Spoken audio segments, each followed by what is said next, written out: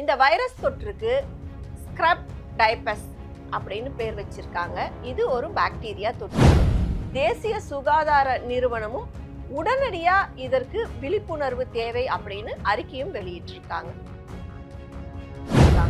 இந்த வைரஸ் பூச்சிகள், உயிரினங்கள் அதன் மூலம் மனிதர்களை கடிக்கும் பொழுது அவர்களுக்கு ஸ்க்ரப் டைபஸ் நோய் ஏற்படுது. எப்படி வருதுன்னா, விவசாயிகள் அந்த புதர் மண்டி கிடக்கிற இடங்கள்ல, வனப்பகுதி அருகே வசிப்பவர்கள், மலையேற்றத்தில் ஈடுபடுறவங்க, உடல்நிலையில் முன்னேற்றம் ஏற்படவில்லை அப்படின்னா தான் அடுத்த வகையான நம்ம ட்ரீட்மெண்ட்க்கு போறோம்.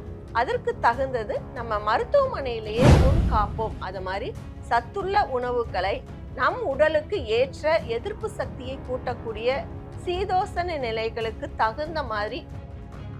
நுரையீரல் சிகிச்சைக்கு தங்கத்திற்கு நிகர் தங்கமே. நுரையீரல் அறுவை சிகிச்சையில் உலக விகிதத்தை விட அதிக வெற்றி.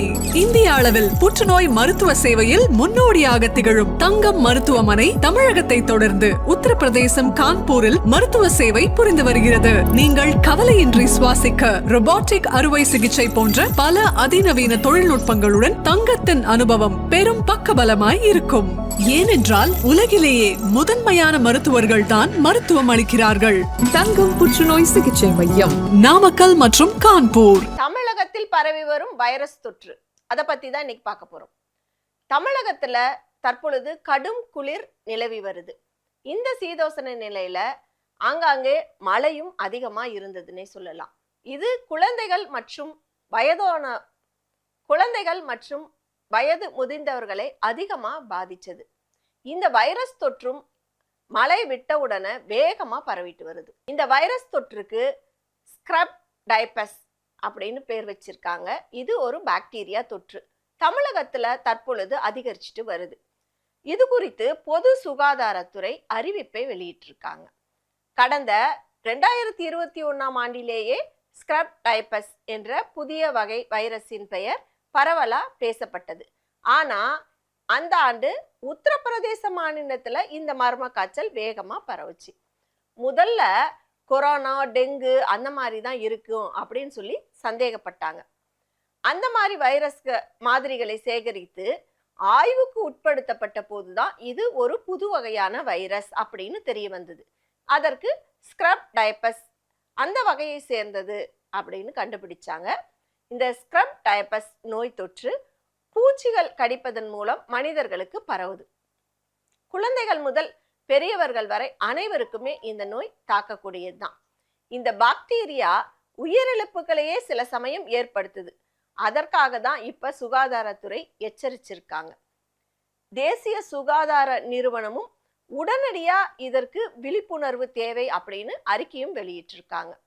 இது காய்ச்சல், தலைவலி, உடல்வலி இப்படிதான் ஆரம்பிக்குது. மற்றபடி தோல்ல தடிப்பு, சொறி இந்த மாதிரியும் இருக்கு.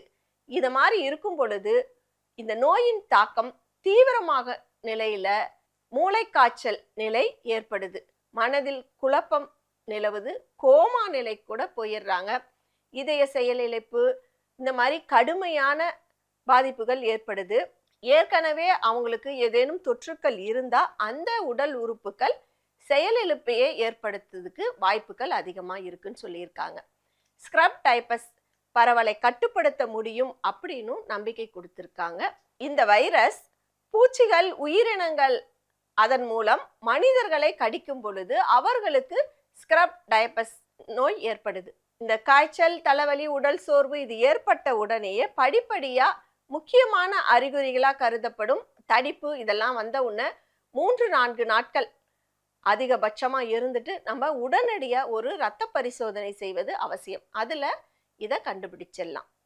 தற்பொழுது தமிழகத்துல சென்னை, காஞ்சிபுரம், திருப்பத்தூர், திருவள்ளூர், செங்கல்பட்டு, ராணிப்பேட்டை, வேலூர் மாவட்டங்கள்ல அதிக அளவுல இந்த வைரஸ் பரவி இருக்கு. அடமழை நின்றவுடன் ஒவ்வொரு சீசன்லையுமே வைரஸ் பரவுவது இருந்துட்டே தான் இருக்கும். அதற்கு தகுந்த மருந்துகளை நம்ம எடுத்துக்கொள்ளும் பொழுது அதை கட்டுப்படுத்தலாம். இது தற்பொழுது கிழக்கு தொடர்ச்சி மற்றும் மேற்கு தொடர்ச்சி மலைப்பகுதிகளிலும் இந்த பாதிப்புகள் காணப்படுது. இது எப்படி வருதுன்னா, விவசாயிகள் அந்த புதர் மண்டி கிடக்கிற இடங்கள்ல, வனப்பகுதி அருகே வசிப்பவர்கள், மலையேற்றத்தில் ஈடுபடுறவங்க, கர்ப்பிணியர், வயது முதிர்வு காரணமா அவங்களுக்கு ஏதேனும் எதிர்ப்பு சக்தி குறைவா இருக்கவங்க இவங்களுக்கெல்லாம் உடனடியா இது தாக்குது. பூச்சி கடி அதன் மூலமே இது அதிகமா தாக்குது. இந்த சூழ்நிலையில இருப்பவங்க எல்லாமே இந்த பாதிப்பு ஏற்பட்டிருப்பின் எலிசா அப்படின்னு சொல்லப்படக்கூடிய இரத்த பரிசோதனை மற்றும் மூலக்கூறு பரிசோதனைகள் வாயிலா நோயை கண்டறியலாம். 4-5 நாட்கள் தீவிரமான காய்ச்சல், தலைவலி, தடிப்பு, சோர்வு இதெல்லாம் இருந்துச்சுன்னா உடனடியா ரத்த பரிசோதனை செஞ்சுக்கிறது அவசியம் அறிவுறுத்துறாங்க. எளிதிலேயே இந்த நோயை கண்டுபிடிச்சிடலாம் ரத்த பரிசோதனை மூலியமா. இந்த வைரஸ்க்கு ஆன்டிபயாட்டிக் மருந்துகள் முதல்ல கொடுத்து கட்டுப்படுத்துறாங்க. அது கேட்காத பட்சத்தில் உடல்நிலையில் முன்னேற்றம் ஏற்படவில்லை அப்படின்னா தான் அடுத்த வகையான நம்ம ட்ரீட்மெண்ட்க்கு போகிறோம். அதற்கு தகுந்தது நம்ம மருத்துவமனையிலேயே வச்சு அவங்க ட்ரீட்மெண்ட் பண்ணுற மாதிரி ஆகிடும். அதற்குண்டான சிகிச்சைகளை எடுத்துக்கணும். அந்த உயர் சிகிச்சை அளிக்கக்கூடிய மையங்களும் இப்போ ஏற்படுத்தியிருக்காங்க. பொதுமக்கள் பயப்பட வேண்டாம். முதலிலேயே கண்டறிந்து வைரஸ் தொற்றிலிருந்து நம்மை காத்துக்கொள்ள தான் இந்த விழிப்புணர்வு பதிவு. இது ஏற்கனவே தெற்கு ஆசியா, இந்தோனேஷியா, வடக்கு ஆஸ்திரேலியா கிராமப்புற பகுதிகளில் இந்த தொற்று பாதிப்பு இருந்ததை ஆய்வாளர்கள் கண்டுபிடிச்சாங்க. அந்த வகையில் உலக அளவில் தொற்றா இது உள்ள நிலையில் மிகப்பெரிய அச்சுறுத்தலா கூறின நிலையில் அவ்வளோ அச்சுறுத்தல் தேவையில்லை, இது கட்டுப்படுத்தக்கூடிய ஒன்று தான் அப்படின்னும் நம்பிக்கை தெரிவிச்சிருக்காங்க மருத்துவர்கள். இதற்கு நாம என்ன பண்ணணும்னா நோய் தொற்றுக்கள் வருமுன் காப்போம். அது மாதிரி சத்துள்ள உணவுகளை நம் உடலுக்கு ஏற்ற எதிர்ப்பு சக்தியை கூட்டக்கூடிய சீதோசன நிலைகளுக்கு தகுந்த மாதிரி உணவுகளை எடுத்துக்கொள்வது அவசியம். இந்த குளிர் காலம் அந்த டைம்ல எல்லாம் சூடான உணவுகளே சாப்பிட்றது நல்லது. காய்கறிகள் அவங்க உடலுக்கு தகுந்த மாதிரி சுடுதண்ணீர் குடிக்கிறது இது எல்லாமே எடுத்துக்கிட்டா நோய் தொற்று வைரஸ் தொற்றிலிருந்து நம்மை காத்துக்கொள்ளலாம். சுகாதாரத்துறை இந்த அளவுக்கு முன்னேற்பாடுகள் செய்திருக்க நிலையில பொதுமக்கள் ஆகிய நாமும் 4 நாட்களுக்கு மேல் காய்ச்சல் இருக்கு அப்படின்னா உடனடியா மருத்துவரை பார்த்து அதற்குண்டான பரிசோதனைகளை செய்து உயர் சிகிச்சை தேவைப்பட்டால் மருத்துவமனையிலேயே இருந்து நம்ம மருத்துவ சிகிச்சை எடுத்து நலம் பெற்று வரணும். அதற்கு விழிப்புணர்வு ஏற்படுத்த மட்டுமே இந்த பதிவு, உங்களை பயமுறுத்துறதுக்கு இல்லை. இது போன்ற தகவல்களுக்கு ஹெல்த் கிங்குடன் இணைந்திருங்கள். நன்றி. நுரையீரல் சிகிச்சைக்கு தங்கத்திற்கு நிகர் தங்கமே. நுரையீரல் அறுவை சிகிச்சையில் உலக விகிதத்தை விட அதிக வெற்றி.